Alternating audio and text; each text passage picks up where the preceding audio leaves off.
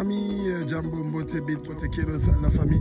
Nous sommes ici à Mangengenge, de Nsele, où nous sommes en train donc, de vendre des terrains de 20 sur 25, 20 sur 20, des terrains de 17 mètres et demi sur 20. Et donc, contactez-nous si vous êtes intéressés à habiter dans ce lieu paisible, tranquille, où il y a la colline de la montagne de Mont Mangengenge et c'est dans la commune d'Nsele ici à Kinshasa et nous allons faire des bonnes choses ensemble avec vous. Donc faites-nous savoir si vous êtes intéressés et on pourra donc discuter sur les modalités et la suite de comment les quartiers de Congo Elengi sera organisé. Ça sera vraiment un petit bijou et nous sommes seulement en train de vous montrer comment nous sommes en train de nous organiser petit à petit à créer une belle structure qui va faire la fierté de la commune de Nsele. La famille Jambo Mbote, Bento Aboki Mbote, qui est de la famille Saoufé. Aujourd'hui, nous allons parler de ce que vous devez savoir avant d'acheter une maison à Kinshasa. Alors, on a déjà fait beaucoup d'émissions pour expliquer qu'il y a toujours des avantages et des désavantages que vous êtes en train d'acheter donc une maison. Mais bon, soit, pour le moment, il y a beaucoup de maisons qui sont donc disponibles dans les marchés ici à Kinshasa que les gens sont en train de vendre. Et souvent, c'est vrai que la vente des maisons sont toujours accompagnées par le climat politique. Donc, comme maintenant, par exemple, il y aura bientôt un nouveau gouvernement qui sera formé, etc. Donc, il y a beaucoup de gens qui sont en train de perdre leur travail et il y a beaucoup de gens qui sont en train donc, de chercher à avoir une certaine liquidité pour pouvoir réussir à créer une autonomie ou à commencer un business. Donc, ils veulent se débarrasser de leurs biens immobiliers. Donc, c'est à peu près un bon moment pour les gens qui veulent commencer à acheter, donc, que ce soit des terrains ou donc, des maisons. Alors, vous devez d'abord établir des critères sur lesquels vous voulez vous baser pour pouvoir donc, acheter donc, votre maison. C'est quel genre de maison que vous voulez? Vous voulez une maison simple? Ou vous voulez un mini studio, donc ça veut dire juste une pièce où vous avez presque tout dedans, ou vous voulez donc un studio où vous avez donc chambre, salon et une petite cuisine et éventuellement donc avec une toilette, ou vous voulez carrément un appartement où vous avez donc minimum 2 chambres avec un salon, une cuisine et donc une salle de bain, etc. Et ces types de maisons de 2 chambres avec salon et cuisine et une salle de bain, ce sont les maisons les plus donc recherchées ici à Kinshasa pour la simple raison qu'on a donc des grandes familles et les gens aimeraient bien avoir un peu plus d'espace. Et je vais vous dire quelque chose. J'étais en train d'accompagner un client qui était en train de partir donc visiter donc un appartement qu'il voulait acheter à Bibois, c'est à Nsele. 92 000 $ pour 2 chambres, salon et une petite cuisine avec une salle de bain. Et en plus, c'est donc un appartement qui est en étage. Et c'est quand vous imaginez déjà que à Nsele, les appartements de 2 chambres commencent déjà à coûter ces prix-là de 92 000 $, et ben, ça dit déjà assez. Alors, ce qui est très important de savoir, c'est vrai que cet appartement-là, ils ont la facilité d'avoir l'électricité et ils ont l'eau de forage. Et souvent, quand on a l'eau de forage, il faut faire très attention. Les gens qui proposent les eaux de forage dans les maisons ou les appartements, souvent, c'est de l'eau qui n'est pas traitée. Donc, ça veut dire que même quand on a de l'eau de forage doit quand même être traitée pour qu'il y ait une certaine pureté, quoi. Donc, ça veut dire quand ça vient tout droit du trou, ça a été seulement pompé, et ben, c'est pas de l'eau qui est potable. Donc, vous avez besoin de faire un traitement pour que l'eau soit filtrée et pour que vous puissiez le boire, du moins. Ok. Alors, donc, vous devez vous rassurer que donc, dans le quartier où vous voulez partir acheter la maison, qu'il y a donc le courant le plus disponible possible et qu'il y a donc de l'eau. S'il n'y a pas de l'eau de la régie des eaux, et ben, souvent, ils proposent donc de l'eau de forage qui peut être donc intéressant pour vous et peut-être que vous devez vous assurer d'avoir les filtres pour pouvoir traiter donc cette eau-là et essayez de vous rassurer qu'il n'y a pas beaucoup de mosquées ou des églises dans les entourages et s'il n'y a pas beaucoup de bars parce que votre tranquillité et votre paix est quelque chose qui est très important et vous allez vite le remarquer que les quartiers souvent où il y a beaucoup des églises, il y a beaucoup de bars, etc. ou un marché ou donc des quartiers qui sont assez populaires, et ben souvent vous allez avoir donc beaucoup de dérangements sonores et beaucoup de saleté parce que c'est des gens qui n'aiment pas avoir la tranquillité et qui jettent leurs ordures dans les rues et je pense pas que c'est ça que vous aimeriez bien donc avoir. Alors avant de vous lancer donc dans la recherche d'une maison que vous voulez acheter, vous devez d'abord vous rassurer que vous savez le budget qui est disponible entre vos mains. Souvent, les transactions immobilières ici à Kinshasa vont assez vite, donc très vite. Et souvent, ça se fait en liquidité. Alors, ça veut dire que vous devez donc avoir cet argent-là en liquide. Si par exemple vous venez du Canada ou des États-Unis ou de l'Europe, c'est une opération très difficile pour, par exemple, l'exemple que je viens de vous donner, un appartement à Bibo qui coûte 92 000 $. Avant que vous puissiez avoir 92 000 $ ici à Kinshasa, eh ben, c'est un parcours de combattant parce que, pour la simple raison que notre système bancaire n'est pas encore donc dans les dispositions de pouvoir vous laisser donner la facilité de pouvoir bouger des grandes sommes vers Kinshasa ou même faire sortir des grandes sommes de Kinshasa vers l'extérieur. Donc on a encore des soucis sur ce point-là et on continue à expliquer à tous les gens qui défendent donc les intérêts des entrepreneurs qu'il faut qu'il y ait de la souplesse avec les banques congolaises pour pouvoir trouver donc une solution sur ça. Alors il y a des gens qui empruntent de l'argent dans les banques ici à Kinshasa. Chaque fois je vous ai conseillé, emprunter de l'argent dans les banques, que ce soit ici à Kinshasa ou en Europe pour acheter une maison ici à Kinshasa, ça n'a pas toujours été une chose très sage, dans le sens où quand vous allez avoir des difficultés pour pouvoir réussir à payer le mortgage, donc l'hypothèque, eh ben, souvent, ils utilisent des mesures très sévères pour vite ravir votre investissement et le vendre. Et ensuite, vous restez dans des difficultés, dans des problèmes. Donc, de préférence, ça serait bien que vous puissiez financer l'achat de votre maison vous-même si possible. Mais bon, soit les banques sont là pour être utilisées. Si vous pensez que vous n'allez pas donc manquer à votre devoir en 3 ou 4 ou 5 jusqu'à maximum 6 mois, c'est là qu'ils ont à peu près de la patience, et ben vous pouvez vous engager donc à prendre un emprunt, mais vous devez donc vous rassurer que le coût total a été calculé dans ce que vous voulez donc dépenser, parce que en fait quand vous êtes en train d'acheter une maison, il y a toujours des frais, des commissionnaires qui est assez élevé ici à Kinshasa, je dois dire. Donc ça veut dire qu'il faudra donc être bien préparé donc de ce côté-là, et donc rappelez-vous que quand vous devez donc finaliser votre transaction donc pour l'achat de votre maison, eh ben, vous devez vous préparer déjà minimum 4 à 5 semaines en avance à avoir déjà la liquidité avec vous. En une semaine, ça vous sera mathématiquement impossible de pouvoir réunir des montants comme 50 à 100 000 $ en une seule fois. Et pourtant, ce montant-là de 50 à 100 000 $, c'est des montants dérisoires pour l'achat de maison ici à Kinshasa. Vous n'avez aucune idée, il y a déjà des terrains à Limité, à Banda, à Kitambo qu'on est en train de vendre à 60 000 $, 70 000 $, donc 70 000 $, et ben ça veut dire que pour une maison, ça sera largement plus.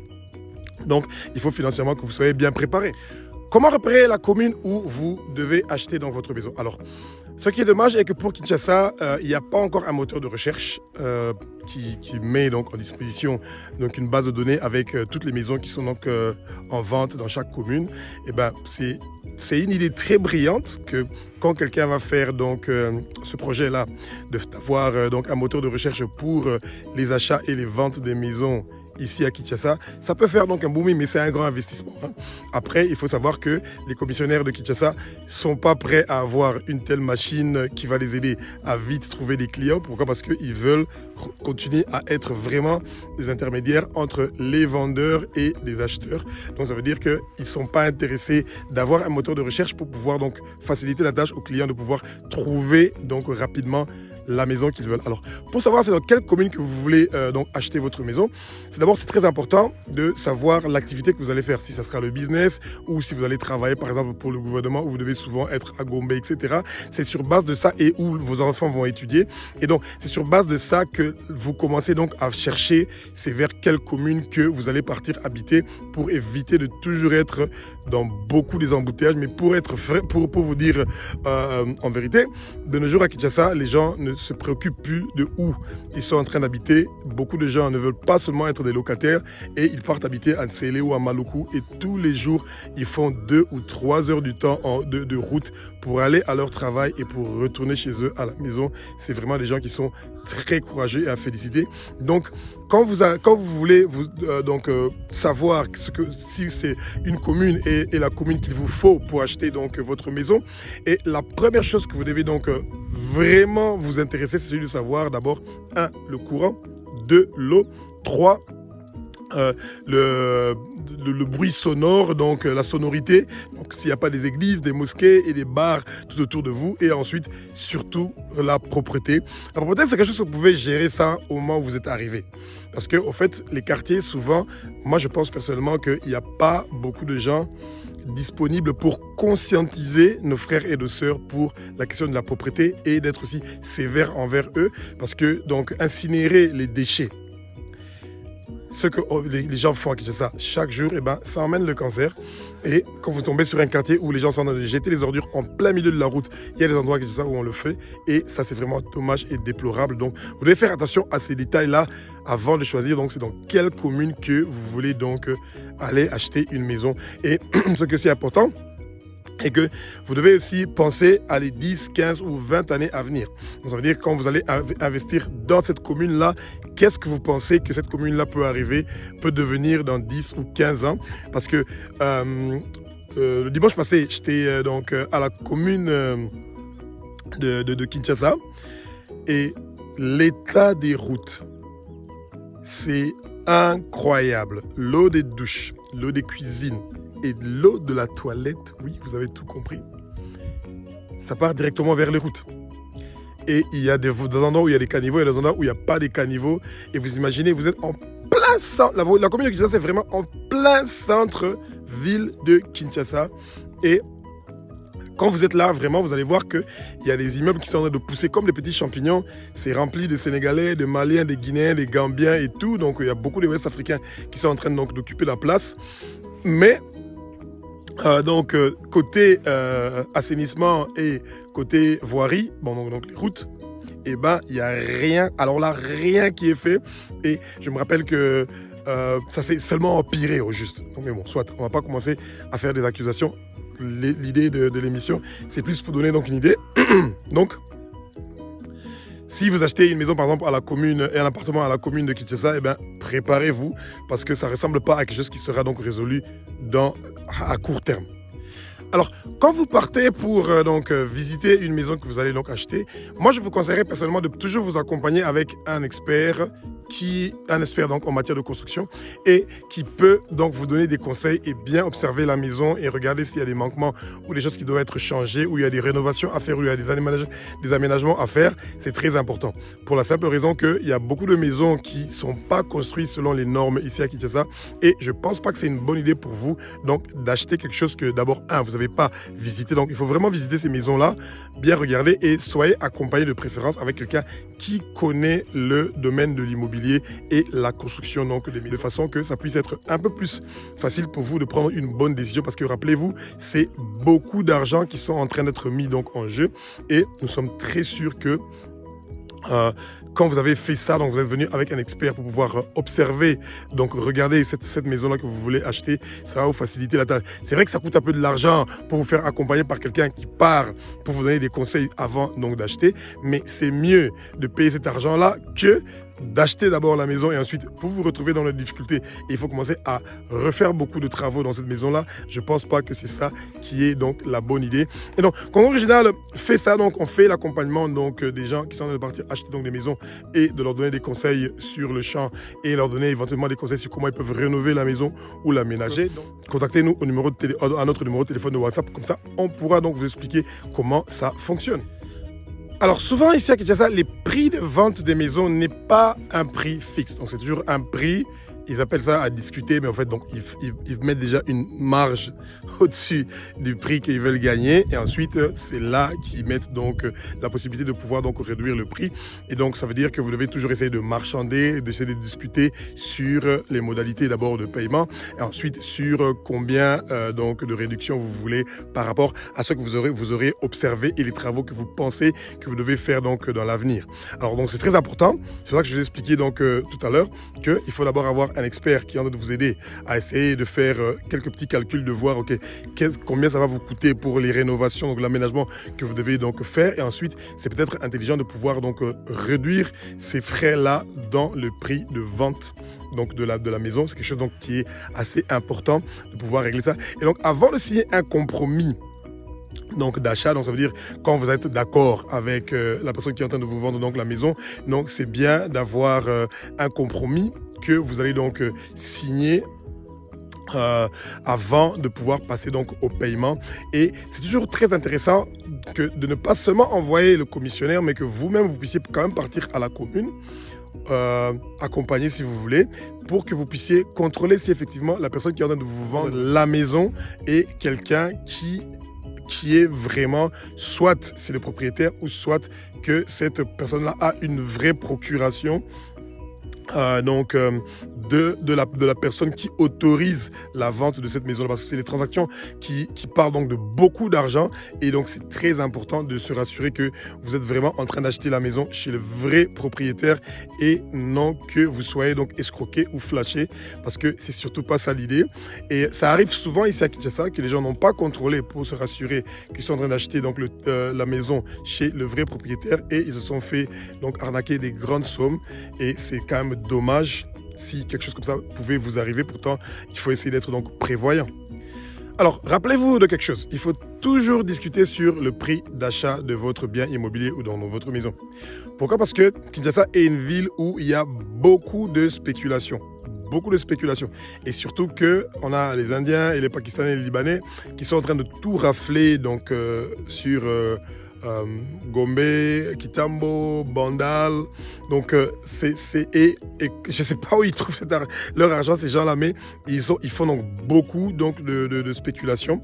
Et ça veut dire que souvent, ils doublent même le prix des maisons sans aucune raison valable qui peut vous dire que voilà, donc le prix qu'ils sont en train de demander pour cette maison-là, c'est un prix qui est réel ou qui est raisonnable du tout. Donc, les prix sont vraiment en train de flamber ici à Kinshasa. On ne réussit plus à suivre le rythme de la montée du prix donc, des terrains et de l'immobilier. Et c'est comme si ça a à voir soit avec un climat politique, soit avec... On sait pas exactement, c'est sûr. Normalement, en Europe ou dans d'autres pays, c'est sur base de la dernière maison qui a été vendue dans le quartier. Et bien, quand vous regardez par exemple que Abibois, je ne peux pas imaginer que Abibois Ansele, que la dernière maison qui a été vendue avait coûté par exemple 90 000 euros, pour dire que voilà, comme il y a une maison qui a été vendue à 90 000 euros, et ben c'est légitime de vendre une maison à 92 000 euros.